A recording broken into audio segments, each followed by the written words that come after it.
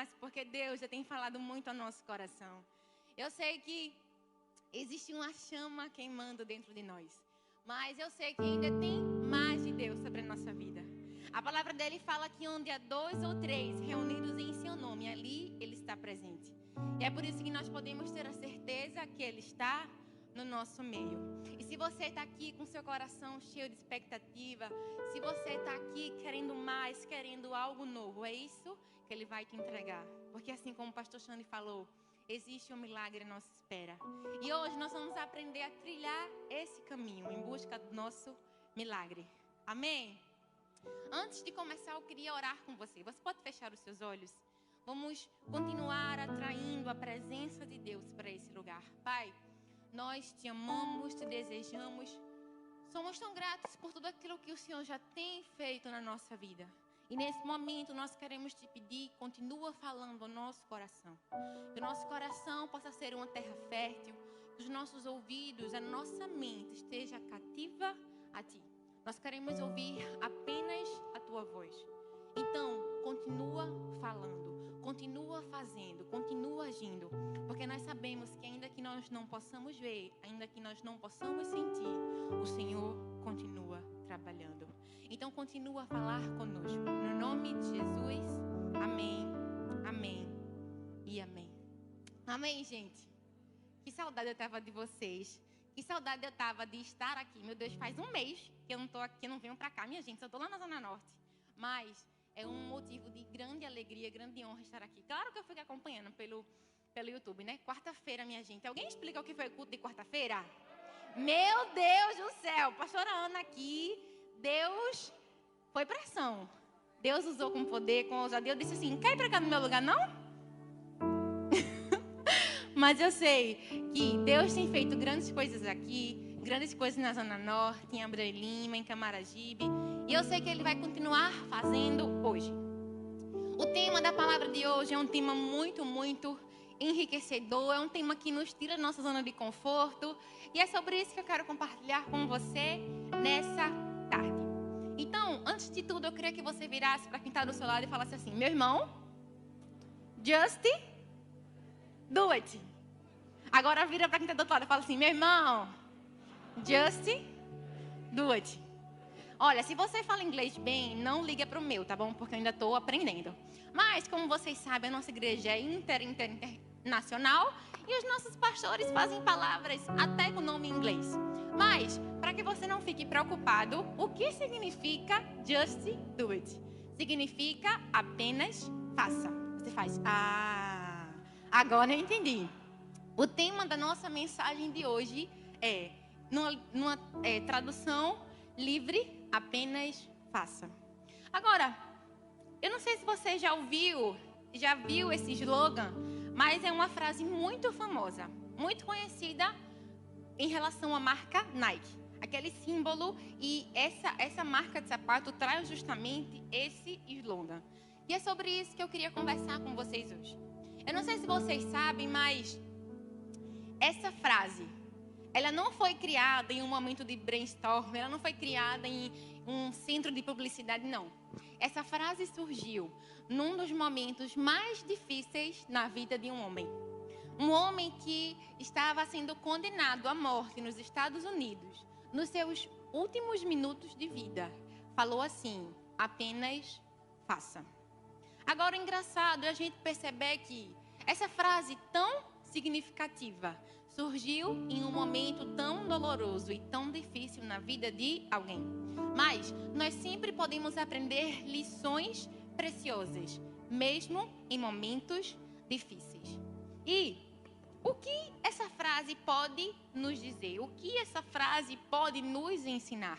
Deus nos trouxe aqui nessa noite para dizer que enquanto nós pudermos fazer algo, nós precisamos fazê-lo. Porque eu não sei se você já reparou, mas na vida, muitas vezes, a gente espera não ter tempo para que a gente queira fazer algo. A gente acaba empurrando com a barriga, procrastinando. E sempre que a gente não pode, a gente acaba querendo fazer. Um dos grandes exemplos foi a pandemia. Sabe, a gente tinha tudo, tinha disponibilidade, tinha tempo, podia sair, podia fazer o que a gente quisesse.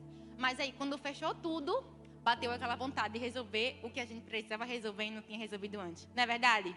E esses dias eu estava assistindo um filme que relatava justamente isso. Esse filme contava a história de uma mulher que era saudável, mas ela precisou fazer alguns exames de rotina. E quando ela chegou no médico, quando ela pegou o resultado dos seus exames, o médico disse que aquela mulher estava em estágio terminal. Ela tinha 3 meses de vida. Imagine você receber um diagnóstico dizendo que você só tinha 3 meses de vida. Imediatamente aquela mulher deu um estalo na mente dela. Ela falou assim: eu preciso fazer tudo aquilo que eu nunca fiz. Não é verdade? Se a gente passasse por um momento desse, a gente dizer: misericórdia, tudo que eu não fiz, eu preciso fazer. Porque a gente deixa para fazer só nas últimas horas. E aquela mulher fez de tudo, realizou sonhos, cumpriu propósitos. E quando ela voltou no médico para poder fazer alguns dos seus exames finais, quando o médico foi olhar a sua ficha, descobriu que ela tinha recebido o diagnóstico errado. Ela não estava com câncer, estava apenas com anemia muito, muito leve. E aquela mulher percebeu naquele momento como na vida dela e como muitas vezes na nossa vida, nós passamos muito tempo fazendo só o necessário e esquecemos de fazer o que é preciso. Às vezes a gente leva a vida tão no modo automático, a gente precisa acordar, precisa trabalhar, precisa trazer o sustento para a nossa casa, precisa abençoar os nossos filhos e a gente acaba esquecendo de fazer o que é preciso. Mas, gente, na nossa vida nós precisamos valorizar aquilo que é preciso. Porque nós nunca vamos chegar a lugares altos. Nós nunca vamos alcançar o máximo do nosso potencial fazendo só o necessário, vivendo no raso. A Bíblia fala que Jesus veio para nos dar vida e vida em abundância. E ele não fez isso fazendo só o necessário. O necessário era ele mandar um anjo e salvar a gente. Mas não, ele mesmo se entregou. Ele fez o que era preciso.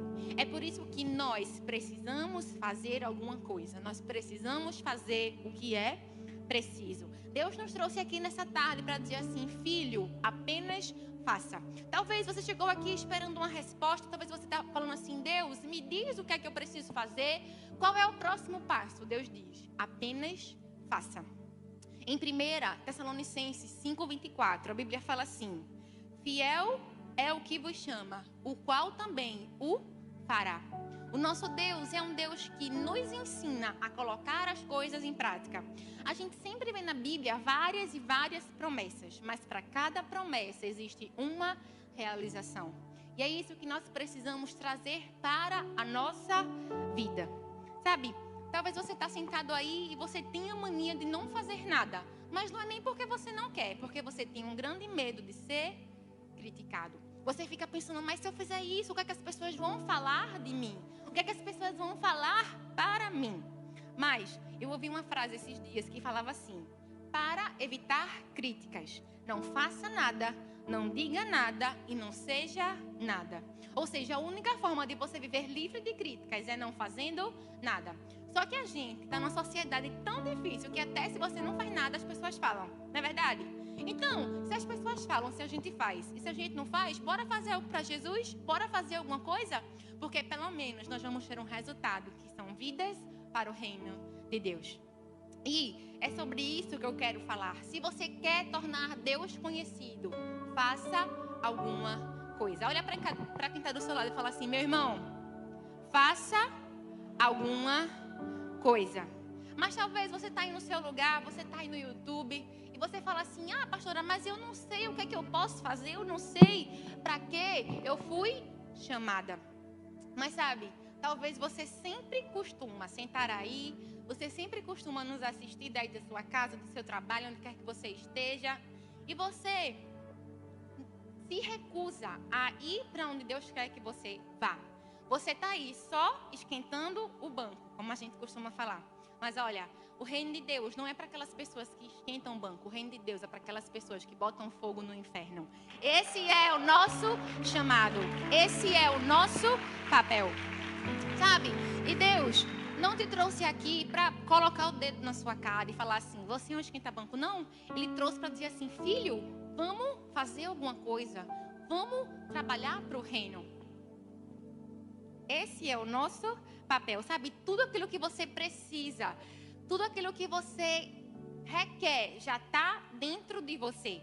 Você não precisa esperar um anjo descer do céu e entregar a sua bênção. Não, já está em você. Tem gente que pensa assim, mas eu não sei pregar, eu não sou um missionário. Como que eu posso viver para o reino? Como é que eu posso falar de Jesus? Gente, Deus não chamou só pastores e missionários. Imagina se no mundo inteiro só tivesse pastor e missionário. Misericórdia. Quem aqui ia cuidar da nossa saúde? Quem ia cuidar da política? Quem ia cuidar do lar? Quem ia fazer as artes? Sabe, a nossa sociedade é composta por 7 esferas. E cada um de nós temos o papel de exercer dentro de uma dessas esferas. Não fique esperando Deus te dar o chamado de ser pastor, de ser missionário, não. Porque, na verdade, todos nós somos pastores. Eu costumo falar que cada um de nós temos um púlpito.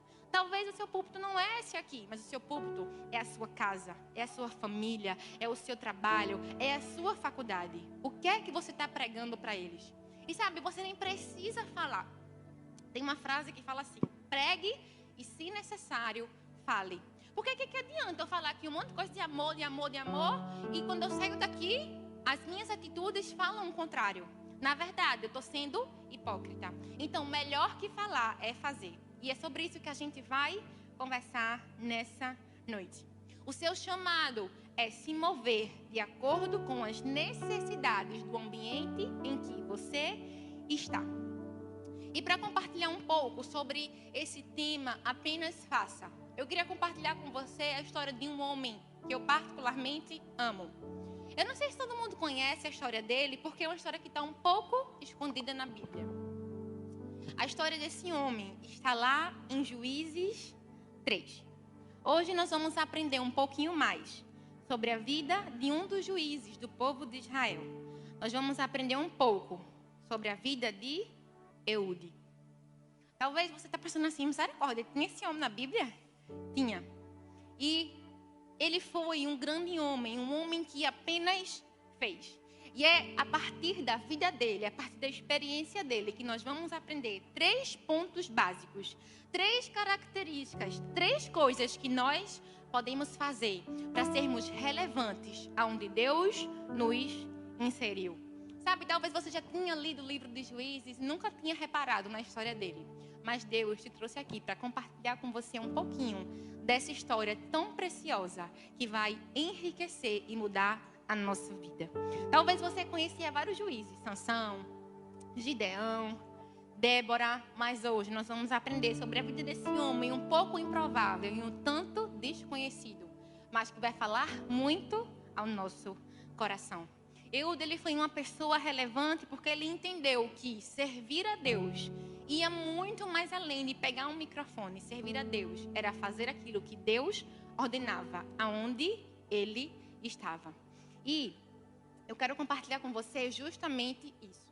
O que nós podemos fazer? Como nós precisamos agir para ver Deus se manifestar através da nossa vida? Vocês estão comigo? Em primeiro lugar, como nós podemos agir? O que nós precisamos fazer? Em primeiro lugar, nós precisamos entender que o nosso chamado é sobre fazer e não sobre falar. Em Juízes 3,16, a Bíblia fala assim: Eude havia feito uma espada de 2 gumes, de 45 centímetros de comprimento, e a tinha amarrado na coxa direita, debaixo da sua roupa. Eude, ele era um juiz e ele foi levantado por Deus para libertar o povo de Israel. Como vocês sabem, existiam períodos em que o povo de Israel ele era subjugado por algum reino, por alguma outra tribo. E de tempos em tempos eles precisavam que alguém, um libertador, tirasse eles da escravidão e da servidão desse outro reino. E a Bíblia conta que Eude, ele foi justamente uma das pessoas que Deus escolheu para trazer a libertação para o povo de Israel.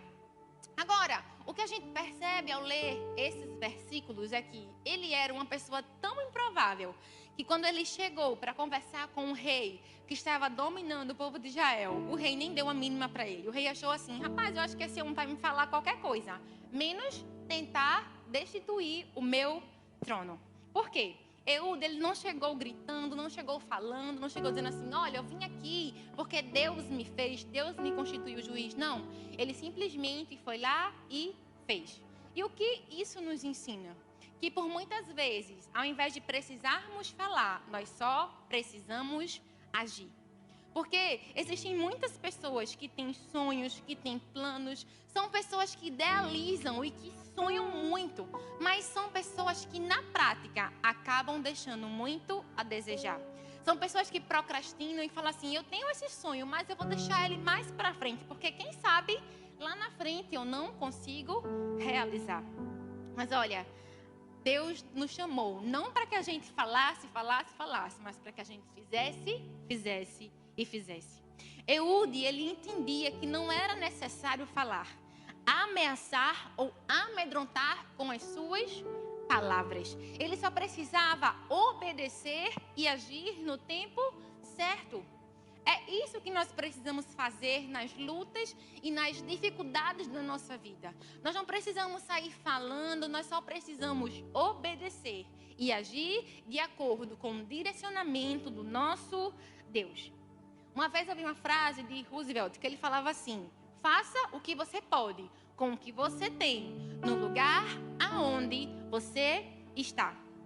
Nós precisamos parar de ficar reclamando, nós precisamos parar de ficar procrastinando e nós precisamos começar a fazer aquilo que Deus nos chamou para fazer. A Bíblia fala em Juízes 3 que Eude, ele foi o mais discreto possível.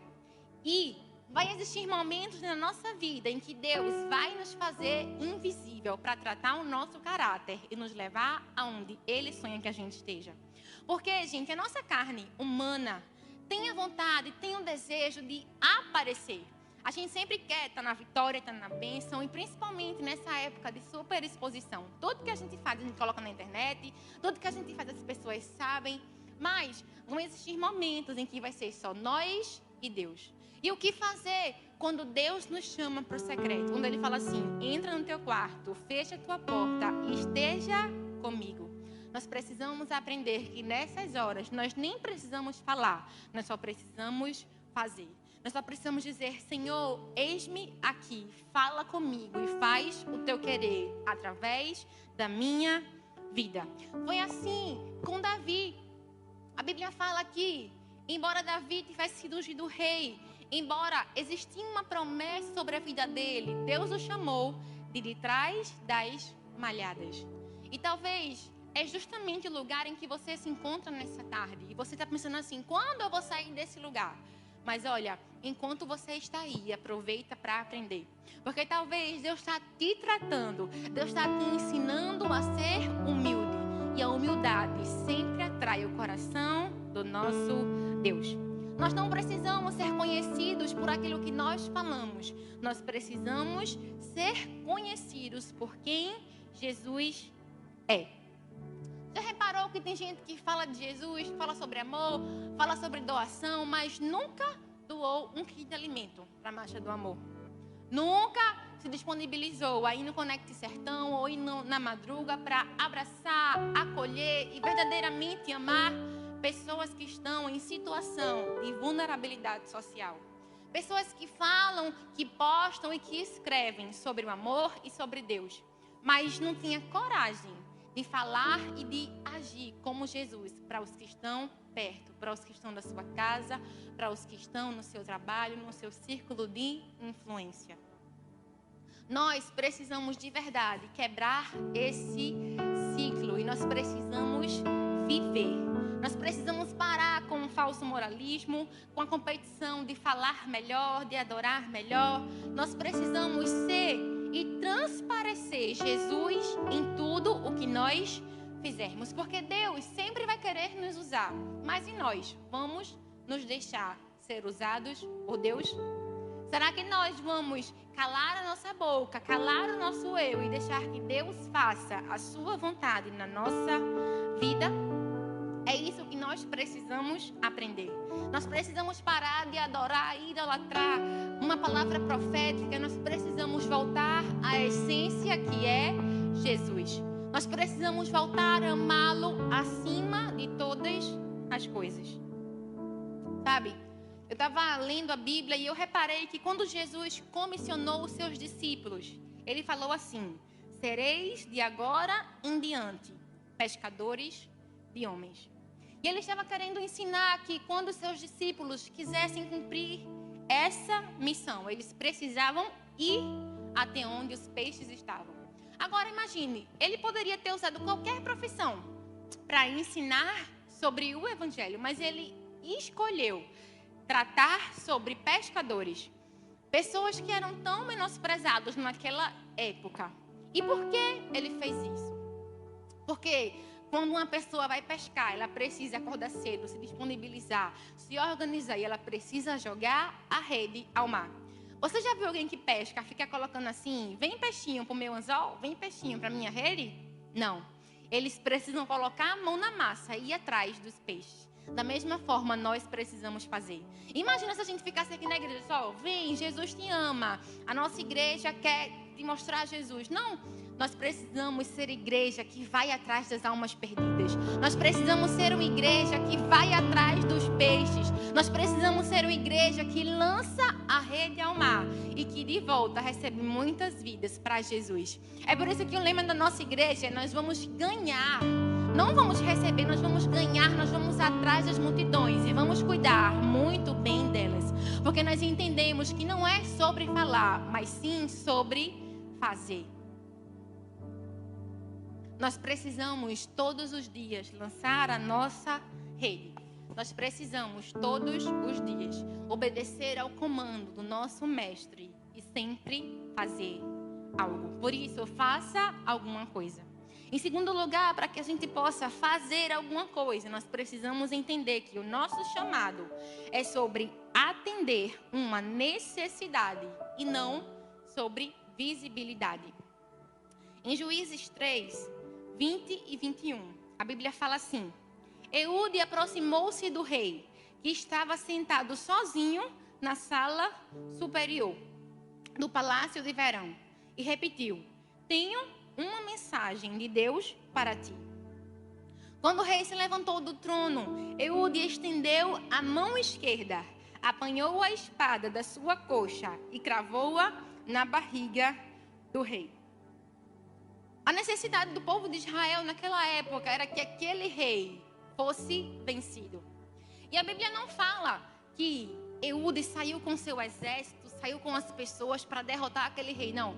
A Bíblia fala que ele foi para uma sala onde só os dois estavam. E naquele momento ele conquistou a vitória do povo de Israel. Ou seja, não foi uma vitória que foi vista por todos. Foi uma vitória que só foi vista por eles e por Deus. Existem batalhas na nossa vida em que nós iremos travar, que vai ser só nós e Deus.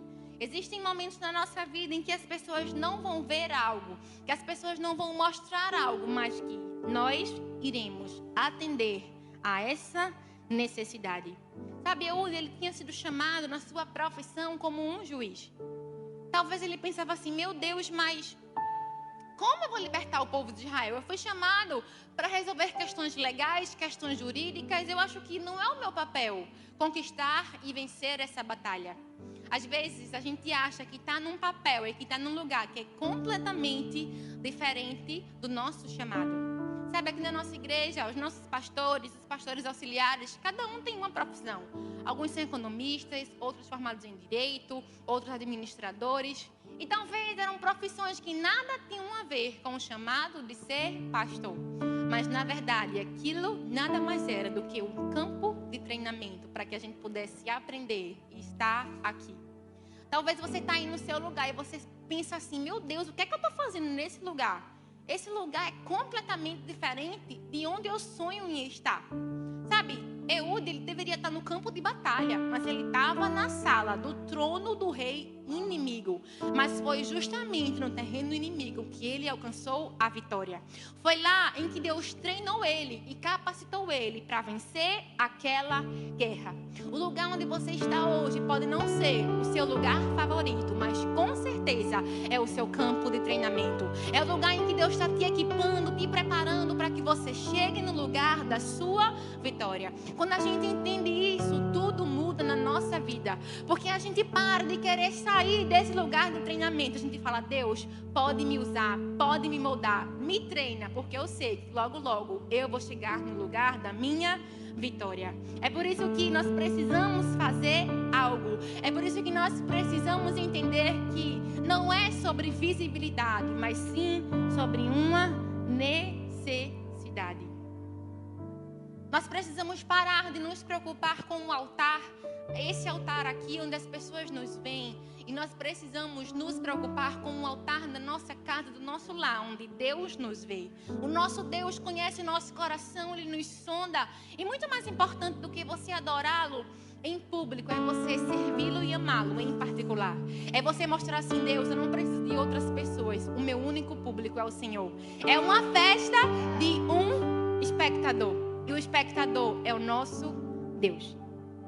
Sabe, uma vez eu vi uma frase que falava assim: se cada cristão entendesse o privilégio de ser um instrumento nas mãos de Deus, não haveria tantos que nada mais fazem do que assistir aos cultos apenas por um costume religioso. Sabe, é um privilégio, gente, estarmos aqui. Não é um fardo, não é mais alguma coisa no nosso domingo, na nossa quarta, no nosso sábado. Não, é um privilégio. Se tivesse culto todo dia, era um privilégio para a gente estar aqui. Se tivesse culto de madrugada, era um privilégio para a gente estar aqui. Porque imagina, gente, quantas pessoas estão lá fora, perdidos, cegos, achando que o prazer e a vida é bebida, é droga. Sabe, Deus nos libertou, Ele nos transportou do império das trevas para o reino do Filho do seu amor. E o que nós temos feito pelas pessoas que estão lá fora, o que nós temos feito para que outras pessoas desfrutem daquilo que nós temos desfrutado.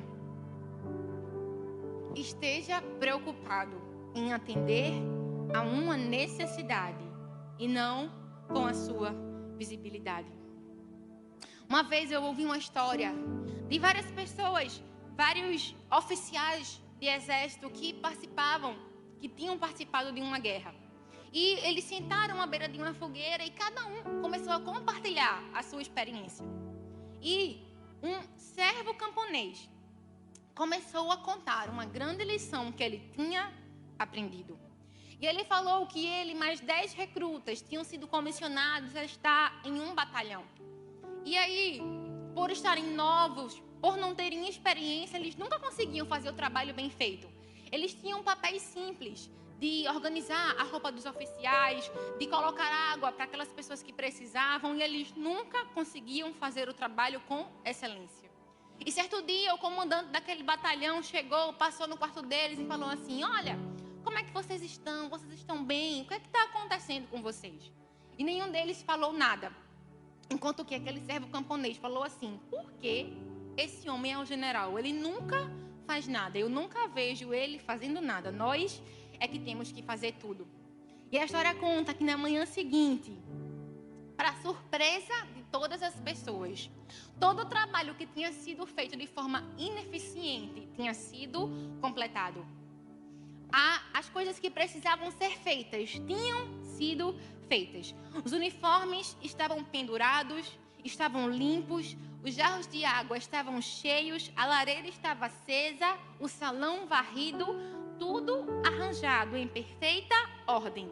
E aquele homem, junto com seus amigos, falou assim: quem fez isso? E ninguém sabia. E no dia seguinte aconteceu a mesma coisa. E naquela noite, eles decidiram ficar acordados para ver quem estava cumprindo aquele trabalho. E a história conta que na madrugada, quando todos estavam dormindo, aquele general que tinha passado no quarto tinha ido organizar todas as coisas. Era simplesmente o chefe que estava fazendo o papel daqueles servos. E no dia seguinte, o general chamou aquele homem e ele ficou com medo, achando que ele iria receber um castigo, porque ele tinha falado que o general não fazia nada. E aquele general, ao se encontrar com aquele homem que se chamava Marco, falou assim: você já leu os evangelhos? Consulte cada um deles novamente e examine a história de como o capitão dos homens, a quem chamamos Rei dos Reis e Senhor dos Senhores, era o servo perfeito de todos. Aquele homem começou a falar que o seu general falou assim: há 2 noites você me perguntou por que eu era o general. E se supõe que eu esteja habilitado a cumprir com os meus deveres de senhor e de general. Mas, na verdade, eu sou general porque eu tenho também a habilidade de fazer aquilo que você e os seus companheiros fazem. E depois disso, o serviço naquele campo nunca mais foi o mesmo, porque aquele homem entendeu que ele podia fazer alguma coisa. Ele tinha a capacidade de fazer alguma coisa. Porque onde havia necessidade, havia a possibilidade de ele agir. É assim que nós precisamos agir na nossa vida. Não fique preocupado em ser o general, em ser o chefe. Fique preocupado em agradar o general dos generais, o Senhor dos senhores e o Rei dos reis. E o que Ele quer que a gente faça? Que a gente ocupe uma necessidade e não uma visibilidade. Uma vez eu li uma frase de Smith W. que falava assim: eu não sou movido por aquilo que eu vejo ou por aquilo que eu ouço. Eu sou movido por aquilo que eu creio. É por isso que nós precisamos e podemos crer que ainda que a gente não veja, ainda que a gente não sinta, o nosso Deus age ao nosso favor. Ele nos capacita, Ele nos levanta e Ele nos faz capaz de fazermos a sua obra. É por isso que a gente não precisa ser movido por elogio.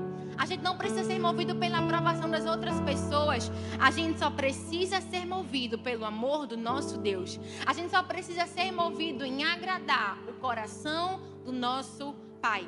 Por isso, faça alguma coisa. E, em último lugar, o que nós precisamos aprender para que a gente possa fazer alguma coisa é que o nosso chamado não é sobre nós, e sim sobre o nosso Deus.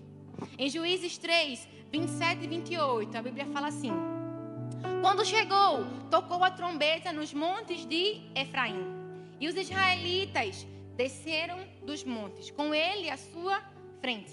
E Eude falou: sigam-me, porque o Senhor entregou Moabe, o inimigo de vocês, nas suas mãos.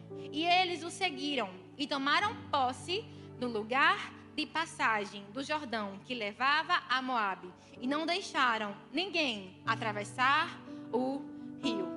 Nessa última parte da história de Eude, a Bíblia fala que ele reconheceu que a sua vitória não se deu por causa da sua esperteza, não se deu por causa da sua destreza, por causa daquilo que ele poderia fazer, não.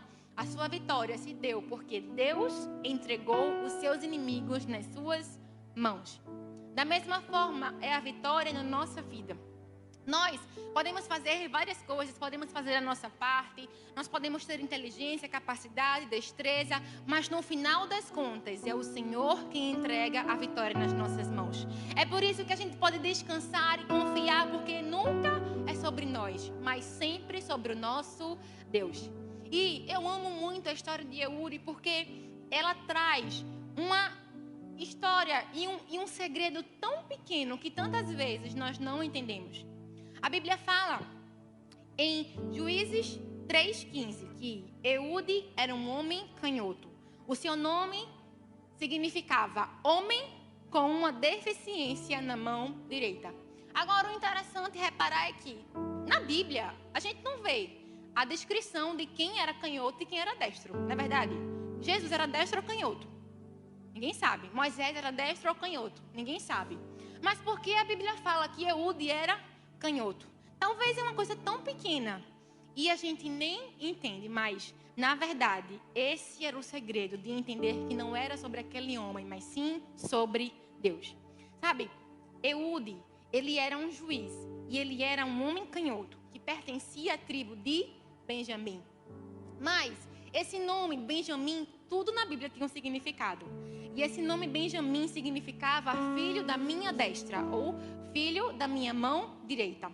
Então, todos os benjamitas, eles eram mestres em atirar, mestres de guerra.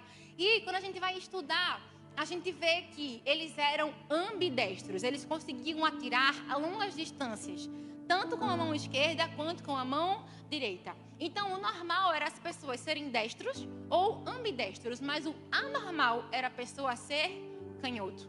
E ao ler sobre isso, nós podemos entender que, naquela época, ser um canhoto era um motivo de maldição e de desprezo. Então, aquele homem talvez era rechaçado pela sua sociedade, porque um canhoto não podia se alistar no exército, porque ele não conseguia atirar. Um canhoto não conseguia conquistar um emprego.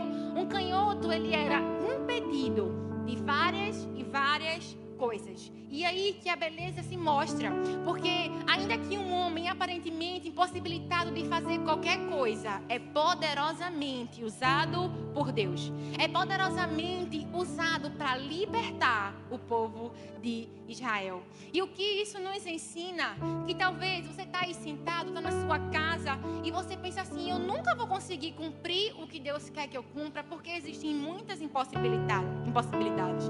Existem muitos percursos, existem muitos percalços que eu tenho que enfrentar. Então, para mim, é completamente impossível. Mas olha, o que é impossível para você é totalmente possível para Deus. Aquilo que para você é uma dificuldade, na verdade, vai ser o meio que Deus vai usar para que você alcance o seu destino profético. A Bíblia fala que quando Eude foi se encontrar com o rei, ele pegou com a mão esquerda a arma que foi a sua vitória. Ou seja, o motivo da sua vergonha se transformou no motivo da sua vitória. A minha pergunta é, qual é o motivo da sua vergonha? É justamente o que Deus vai usar para te dar a vitória. É por isso que nós não precisamos olhar para as circunstâncias, nós não precisamos olhar para as limitações. Nós precisamos olhar para o amor de Deus. Nós precisamos descansar. Tem uma música que fala assim, essa paz que eu sinto na minha alma, não é porque tudo me vai bem, mas é porque eu louvo ao meu Senhor. Eu não olho as circunstâncias, eu olho o seu amor, não me guio por vista, alegre estou. Porque nós não somos movidos por aquilo que sentimos ou que vimos, mas pelo que nós acreditamos que o nosso Deus pode fazer. Sabe, você vai conseguir fazer alguma coisa, não pela sua força, mas confiando no nosso Deus. Aos olhos culturais, aos olhos humanos, aos olhos naturais, era impossível aquele homem ser usado. Mas a sua deficiência foi a chave para a sua vitória. Porque tudo na nossa vida é sobre aquilo que Deus pode fazer, apesar de nós. Quando Deus escolhe nos usar, Ele não faz isso baseado na nossa carreira, nas nossas possibilidades, nos nossos pontos positivos ou naquilo que nós conquistamos. Ele não olha para o nosso currículo e fala assim, rapaz, dá para usar essa pessoa? Não. Ele olha para aquilo que Ele pode fazer através de nós. Não é uma ótica de baixo para cima, é a ótica de cima para baixo. Porque é aquilo que Ele pode fazer usando nós. Vasos de barro. Porque o que importa, na verdade, não é o barro, mas sim o talento do oleiro. O que importa é aquilo que ele pode fazer. Se a gente se coloca e se quebra nas mãos dele.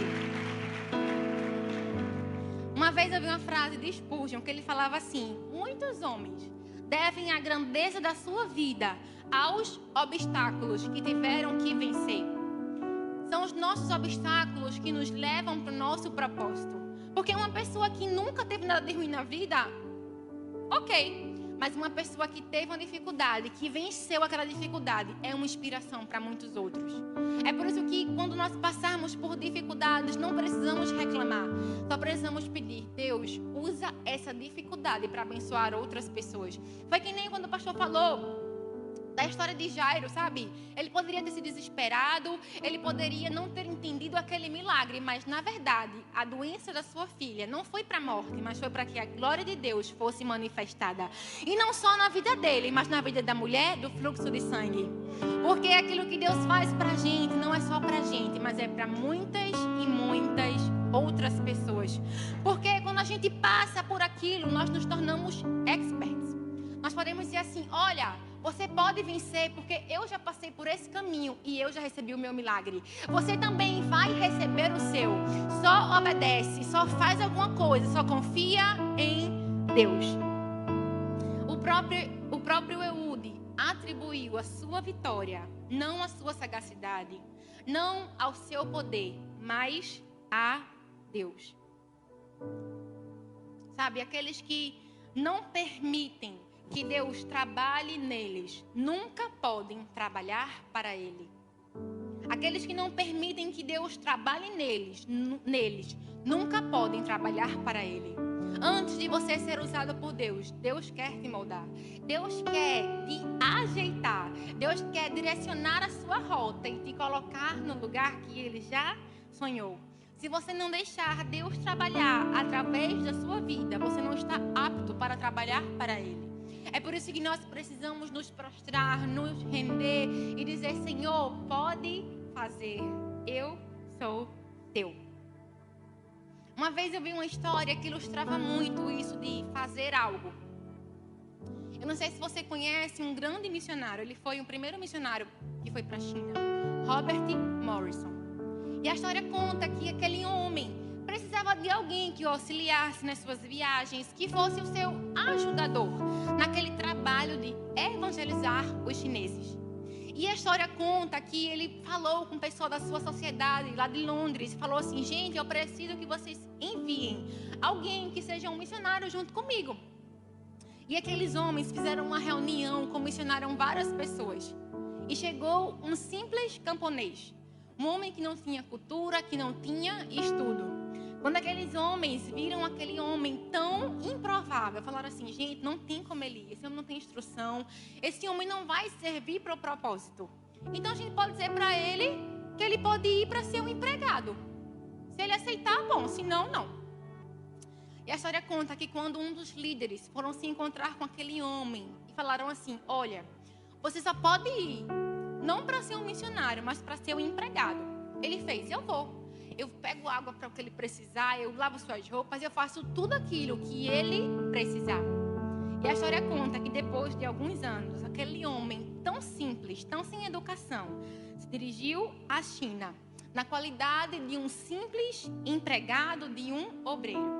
Mas, na verdade, aquele homem se tornou o Dr. Mine, o notável auxiliar de Robert Morrison, que o ajudou na tradução das escrituras para a língua chinesa. Um homem que tinha sido exposto a ser simplesmente um servo, foi usado por Deus para ganhar vidas na China para Jesus.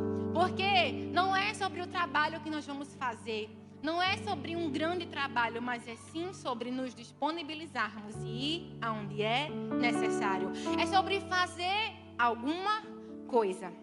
Por isso, mude de perspectiva em relação ao seu chamado, porque não tem a ver com você, tem a ver com Deus que move você. E para concluir, uma vez eu vi uma história de um soldado que estava voltando da guerra. E a história conta que aquele homem estava indo para sua casa ver o seu filho primogênito. Ele não tinha visto ainda o seu bebê porque estava em tempos de guerra. E a história conta que naquela estação ferroviária tinha uma pequena criança brincando perto dos trilhos. E em certo momento aquela criança escorregou e caiu. Prontamente aquele soldado foi lá e pegou aquela criança, mas não deu tempo dele subir também. E ele acabou sendo atingido pelo trem. E a história conta que naquele momento a mãe daquela menina, em vez de socorrer, ajudar, virou as costas e foi simplesmente embora. Mostrando tamanha ingratidão.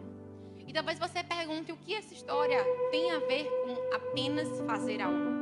Sabe, muitas vezes Deus tem feito tantas e tantas coisas na nossa vida. E em vez de nós nos disponibilizarmos, em vez de nós colocarmos a nossa mão na massa e trabalhar para Ele, a gente vira as costas e vai embora, mostrando tamanha ingratidão. Mas Deus nos trouxe aqui nessa tarde para mudar isso na nossa vida e para nos comissionar e para dizer assim: filho, apenas faça. Faça com o que tem na sua mão, faça com aquilo que você pode fazer, faça no lugar onde eu te coloquei, mas apenas faça.